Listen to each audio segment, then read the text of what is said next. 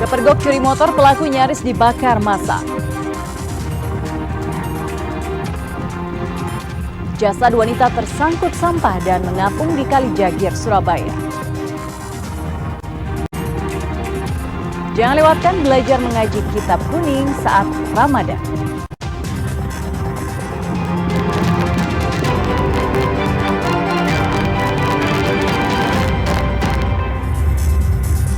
Halo saudara, apa kabar Anda hari ini?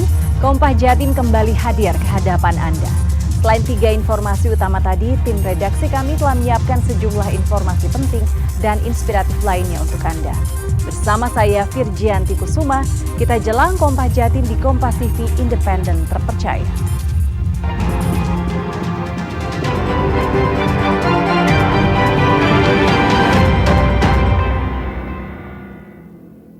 Kita buka Kompas Jatim dengan sorotan pertama dari Pamekasan.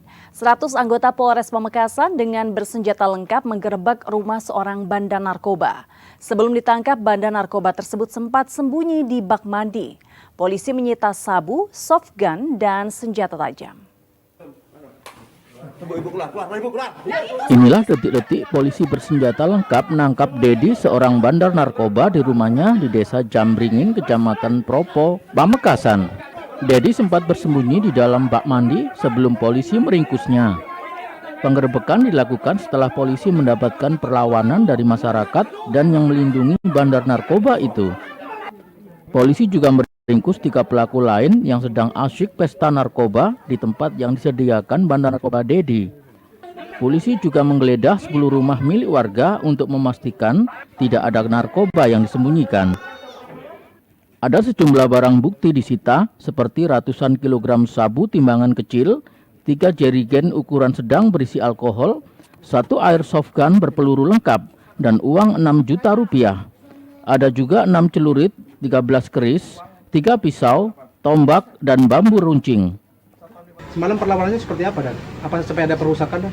Tadi malam kita melakukan pengungkapan penangkapan dipimpin oleh Kapolsek Propo. Kita mengamankan tersangka dan berbukti. Waktu kami kembali, kami diteriakin, dikejar, dirusak mobil Kapolsek, dihalangi batu, dilempar.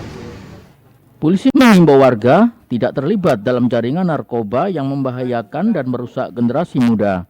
Nurhalis, Kompas TV Pamekasan, Jawa Timur. Seorang pemuda di Jember babak belur dihajar massa setelah kepergok mencuri sepeda motor di teras sebuah rumah.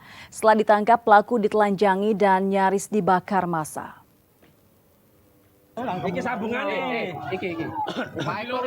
Rizal, seorang pemuda 25 tahun asal Lumajang, babak belur dihajar warga setelah tertangkap basah hendak mencuri motor milik Lisa Rahmawati yang diparkir di teras rumahnya di Dusun Bunguan, Kecamatan Kencong, Jember. Warga kesal dan melampiaskan emosinya dengan menelanjangi dan nyaris membakar pelaku. Polisi mendatangi lokasi lalu membawa pelaku ke puskesmas sehingga nyawanya terselamatkan. Hasil pemeriksaan sementara, pelaku beraksi bersama rekannya. Setelah aksi kejahatannya ketahuan warga, pelaku lain berhasil melarikan diri. Motor apa yang mau diambil? Keadaan waktu itu bagaimana? Diparkir di halaman. Terus ketahuan? Ketahuan. Warga mana ini, Dan? Yang kehilangan itu orang kerajaan. Desa Kencong. itu ya. Sudah dibawa tadi, Dan? Sudah pindah? Sudah pindah tempat. Ketahuan ya. Ketahuan. Itu kondisi lukanya bagaimana sekarang? Alhamdulillah cuma robek kepala sama bibir aja. Oh, tidak ada yang serius ya, Pak? Tidak ada. Ya. Selanjutnya ini akan dibawa ke Polsek, Pak? Bawa ke Polsek, Pak. Pelaku dari mana kira-kira? Dari Lumajang, Pak. Setelah mendapatkan pertolongan medis dan tidak mengalami luka serius, pelaku dibawa ke Mapolsek Kencong menjalani pemeriksaan. Atas perbuatannya, pelaku terancam hukuman maksimal 7 tahun penjara. Ernawan Mustika, Kompas TV Jember, Jawa Timur. Saudara, seorang sopir ojek online di Kota Malang menjadi korban perampasan sepeda motor. Korban ditodong dengan senjata tajam dan sepeda motornya dirampas saat mengantar pesanan. Inilah detik-detik saat pelaku perampasan sepeda motor menodong seorang sopir ojek online di depan sebuah bengkel di Jalan Bandulan, Kecamatan Sukun, Kota Malang. Dari rekaman CCTV terlihat pelaku berjalan kaki sempat melewati korban, lalu kembali. Pelaku tiba-tiba naik ke atas sepeda motor korban dan menodongkan pisau ke leher korban, lalu merampas sepeda motornya. Aksi perampasan bermula saat korban mengantar makanan ke pemesan. Sambil menunggu pemesan keluar dari rumah, korban ditodong pelaku dan sepeda motornya dirampas. Korban lalu melaporkan kasus ini ke polisi. Bawa pisau kecil, pisau dapur. Sampai terus ketinggalan di situ, ketinggalan pisau, tapi ya udah banyak yang megang-megang, ngeindirkan pisau, tapi kena orang gitu. Terus pisau sekarang udah dibawa sama kontender itu buat laporan. Sebelumnya, korban sempat melawan dengan berusaha mempertahankan sepeda motornya. Meski akhirnya sepeda motor dibawa kabur pelaku. Aksi pelaku ini tergolong nekat karena lokasi di pinggir jalan raya dengan lalu lintas cukup ramai. Tim Liputan Kompas TV Malang, Jawa Timur. Jasad seorang wanita tanpa busana ditemukan mengapung dan tersangkut sampah batang pohon di aliran Sungai Jagir, Wonokromo, Surabaya.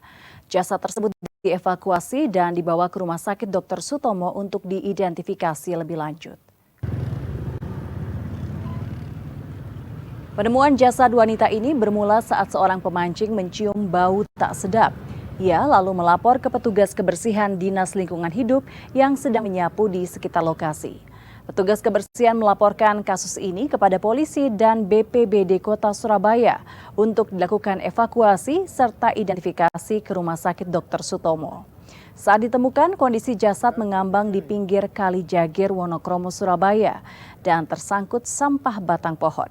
Hingga kini identitas korban masih belum diketahui dan warga di sekitar Wonokromo belum ada laporan terkait orang hilang.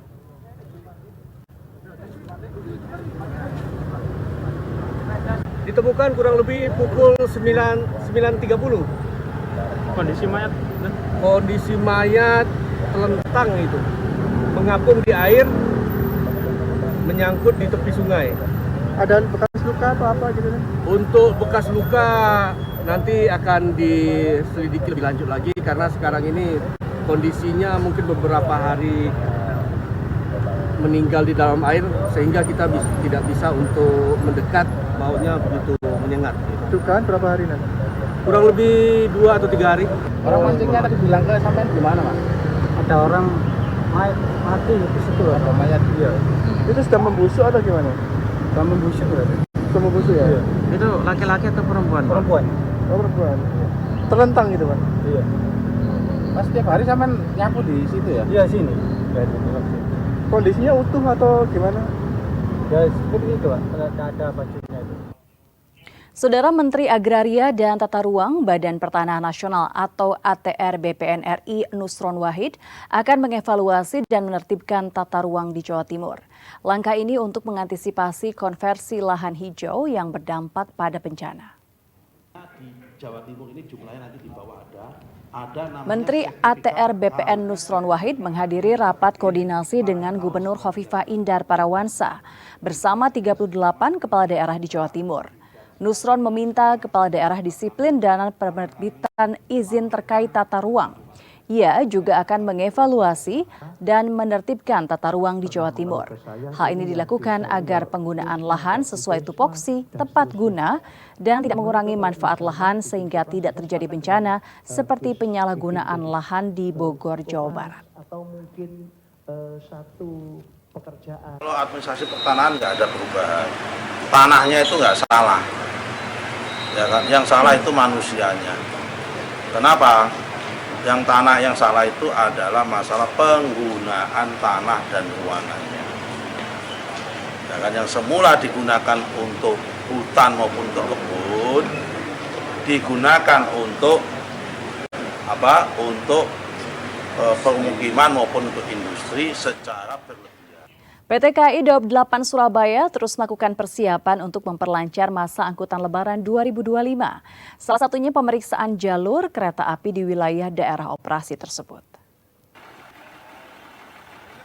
Sebagai langkah preventif untuk menjaga keselamatan dan kelancaran perjalanan kereta api di masa angkutan Lebaran 2025, Daop 8 Surabaya mengecek lintas dari stasiun Surabaya Gubeng hingga stasiun Mojokerto. Pemeriksaan dipimpin Executive Vice President KHI Daop 8 Surabaya bersama manajemen. Sepanjang perjalanan dilakukan pemeriksaan fasilitas di stasiun yang dilalui agar sumber daya manusia sudah menjalankan tugas sesuai aturan. Selain itu juga membantu kesiapan dan kecakapan petugas, kondisi kesehatan hingga fasilitas stasiun.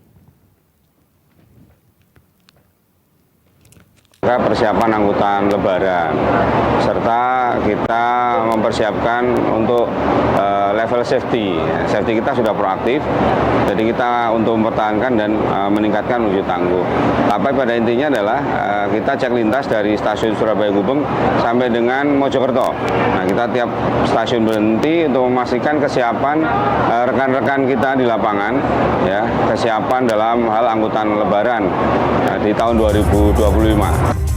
Aneka menu berbuka di Pasar Kodam 5 Brawijaya akan kami hadirkan usai jeda berikut. Tetaplah bersama kami di Kompas Jatim.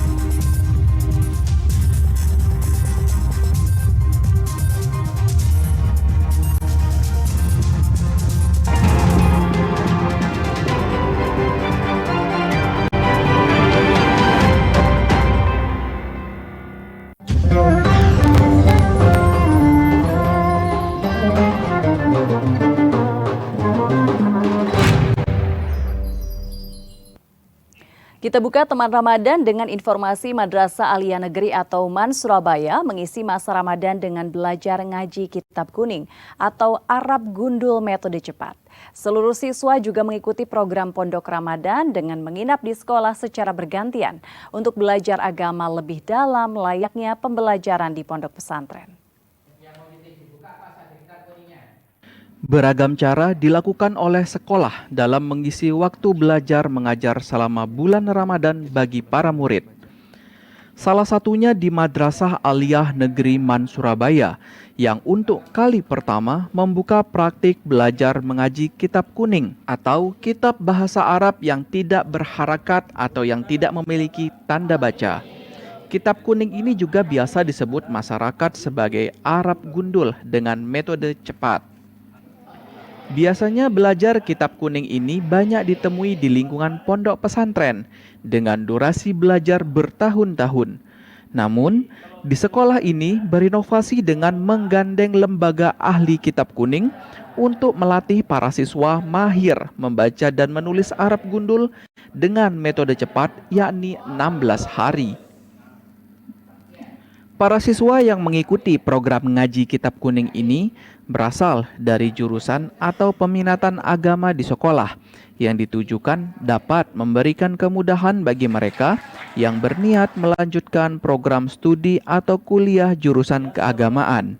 Program yang baru pertama dilaksanakan pihak sekolah ini pun mendapat respon positif dari siswa, terutama sebagai sarana menambah ilmu di bulan suci Ramadan. Pertama itu saya kiranya belajar kitab kuning itu susah sekali, apalagi biasanya anak pondok itu kan butuh waktu bertahun-tahun. Nah, ini program dari sekolah itu 16 hari sudah bisa baca, itu sangat keren sekali. Apalagi buat pengalaman pertama yang seperti saya. Seperti itu. Kenapa tertarik? Ya, saya tertarik soalnya ini seperti mungkin pengalaman pertama, jadi yang awalnya tidak bisa jadi bisa karena ada program ini. Seperti itu. Selain program kitab kuning, MAN Surabaya yang juga merupakan sekolah di bawah naungan Kementerian Agama ini menggelar program Pondok Ramadan dengan menyiapkan asrama bagi siswa yang diperuntukkan untuk belajar memperdalam ilmu agama selama 24 jam secara bergantian. Di MAN Kota Surabaya ini ada program baru belajar cepat baca kitab kuning, kitab gundul. Jadi betul-betul seperti pondok pesantren. Selama ini kan kitab kuning itu diajarkan di pondok pesantren. Tapi di MAN Surabaya walaupun bukan pondok pesantren juga ada belajar baca kitab kuning. 16 pertemuan, 16 hari nanti akan ada uji publik di depan para wali murid. Diharapkan program Pondok Ramadan MAN Surabaya tersebut menjadi wadah siswa berkegiatan positif dan belajar agama lebih dalam di bulan suci. Selain itu, juga mencegah para siswa dari perbuatan negatif dan tidak bermanfaat selama ibadah puasa. Alfian Rahman, Kompas TV, Surabaya, Jawa Timur.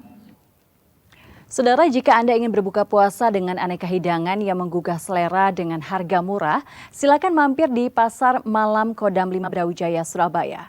Di sini Anda bisa memilih aneka takjil, makanan hingga minuman yang nikmat.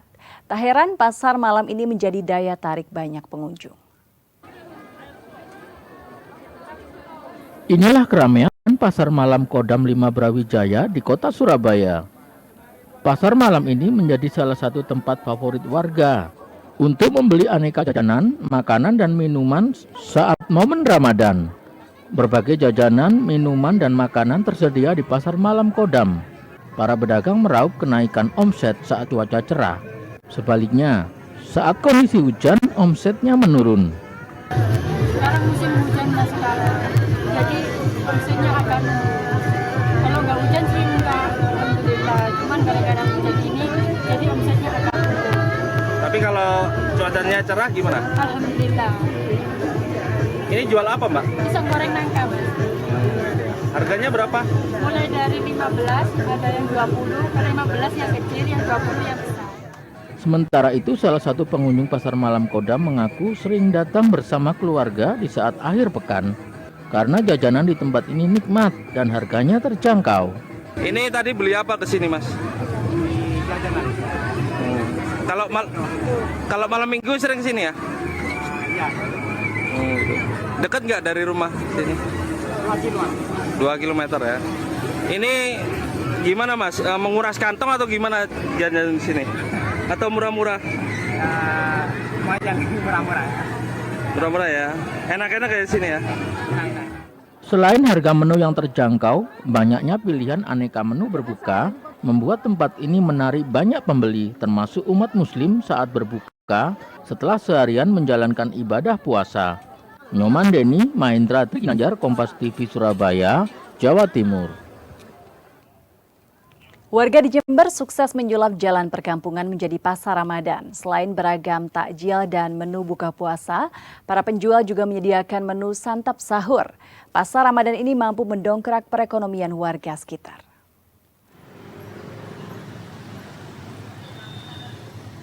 Berkah Ramadan dirasakan oleh warga di Kelurahan Tegal Besar, Kecamatan Kaliwates, Kabupaten Jember. Banyaknya warga yang berburu makanan untuk buka puasa dan sahur dimanfaatkan oleh mereka untuk mendirikan pasar Ramadan. Jalan perkampungan pun disulap menjadi tempat pasarnya. 165 stand didirikan, berjajar rapi di sepanjang jalan sejauh 200 meter.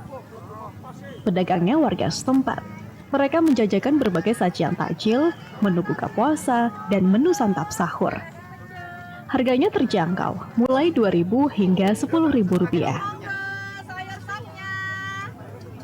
Dari perumahan besar ini memang tapi kami sudah minta izin kepada Gunung Bandung untuk kiranya memberikan tempat untuk UMKM ini selama di bulan Ramadan ini. Ada berapa penjual kira-kira? Nah, sampai saat ini kami membutuhkan 165 stand ya. Cukup antusias masyarakat, yang kami utamakan adalah warga setempat. Pasar Ramadan buka mulai pukul 3 sore hingga 8 malam. Dalam waktu 5 jam, masing-masing pedagang bisa mengantongi keuntungan 1 juta hingga 2 juta rupiah. Sangat bagus sekali Pak untuk warga sekitar ya, membuat ekonomi juga bergerak ya Pak. Terus rezeki bulan Ramadan juga, jadi untuk penjual dan pembelinya sama-sama berkah. Jadi yang di rumah tidak perlu masak, bisa langsung cari di sini. Untuk yang cari rezeki juga bisa di sini langsung. Pembeli bukan hanya dari warga setempat, namun juga dari kelurahan dan kecamatan lain.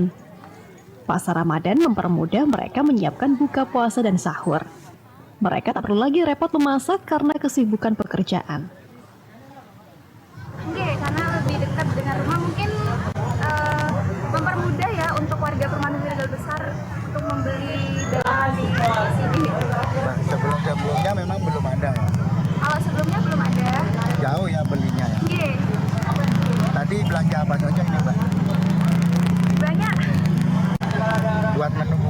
Enggak. Apa juga buat sahur juga kalau bisa? Enggak, sekalian buat sahur juga. Pasar ini buka sebulan penuh selama Ramadan. Di penghujung Ramadan, pedagang akan menyisihkan sedikit keuntungan yang didapat untuk dibagikan ke orang-orang tidak mampu. Hernawan Mustika, Kompas TV, Jember, Jawa Timur.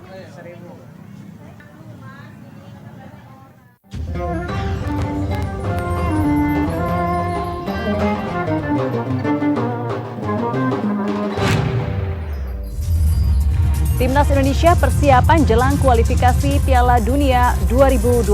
Nantikan informasi selengkapnya usai jeda berikut. Tetaplah bersama kami di Kompas Jatim.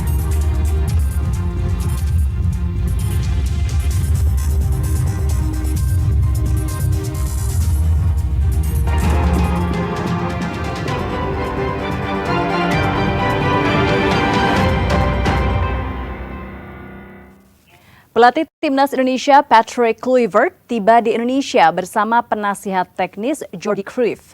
Kedatangan tim pelatih ini untuk mempersiapkan Timnas Indonesia di laga kualifikasi Piala Dunia atau Pildun 2026. Untuk mempersiapkan Timnas Indonesia menjelang putaran ketiga kualifikasi Piala Dunia 2026, Patrick Kluivert mendarat bersama Jordi Cruyff melalui Bandara Soekarno-Hatta, Jakarta. Sementara dua asisten pelatih timnas, yakni Alex Pastor dan Danny Lenzat, dijadwalkan tiba di Indonesia pada Rabu mendatang. Timnas dijadwalkan melawan Australia pada 20 Maret 2025 dan Bahrain pada 25 Maret 2025 mendatang.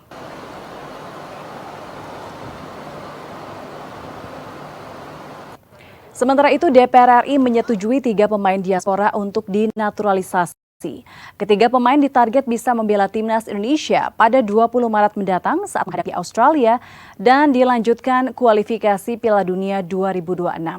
Dan informasi ini sekaligus menutup jumpa kita di Kompas Jatim hari ini. Jangan lupa saudara untuk menyaksikan live streaming kami di kompas.tv dan channel YouTube Kompas TV Jawa Timur. Kompas TV independen terpercaya. Saya Virgianti Kusuma, sampai jumpa. Timnas Garuda bakal mendapat amunisi baru jelang laga kualifikasi Piala Dunia 2026. DPR menyetujui permohonan naturalisasi 3 pemain, Emil Audero Mulyadi, Dean James, dan Joy Pelupesi. Ketiga pemain ini diharapkan dapat menambah daya gedor Timnas Indonesia menghadapi Australia dan Bahrain. Dean James yang berposisi di bek kiri mengaku ingin membawa Indonesia tampil di Piala Dunia. Sedangkan Joy Pelupesi yang bermain di lini tengah berharap bisa segera menjadi bagian Timnas Garuda. Emil Audero adalah pemain didikan Juventus. Dia juga pernah bermain di Sampdoria dan sempat dipinjamkan ke Inter Milan. Musim ini ia tercatat sebagai pemain Como namun dipinjamkan ke Palermo. Sementara Dean James yang berusia 24 tahun memperkuat klub Belanda Go Ahead Eagles sejak 2023 sampai sekarang. Sedangkan Joy Pelupesi saat ini bermain di klub kasta kedua Belgia, Lommel SK. Posisinya adalah gelandang bertahan. Meski timnas mendapat suntikan tenaga baru, menurut pengamat sepak bola Roni Pangemanan, hanya 1 pemain yang berpeluang langsung mengisi skuad utama timnas. Dengan perkiraan formasi 4-3-3, Martin Pas diprediksi masih menjadi pilihan utama di bawah Mister Gawang, dibantu 2 bek Jay Izes dan Kevin Dix. Sementara untuk fullback akan diisi Rizky Ridho dan Calvin Verdong. Di tengah, trio Ivar Jenner, Tom Haye, dan pemain baru Joy Pelupesi diprediksi jadi pilihan utama. Dan di lini serang akan ada Trisula Rafael Strijk, Marcelino Ferdinand, dan Ole Romeni. Timnas Indonesia akan bertandang ke Australia 20 Maret 2025 dan menjamu Bahrain 25 Maret 2025. Di lanjutan kualifikasi Piala Dunia 2026 babak ketiga grup C zona Asia. Menarik untuk dinanti, apakah racikan Patrick Kluivert ditambah sejumlah pemain baru akan memberi hasil positif bagi Timnas Indonesia? Tim Liputan Kompas TV.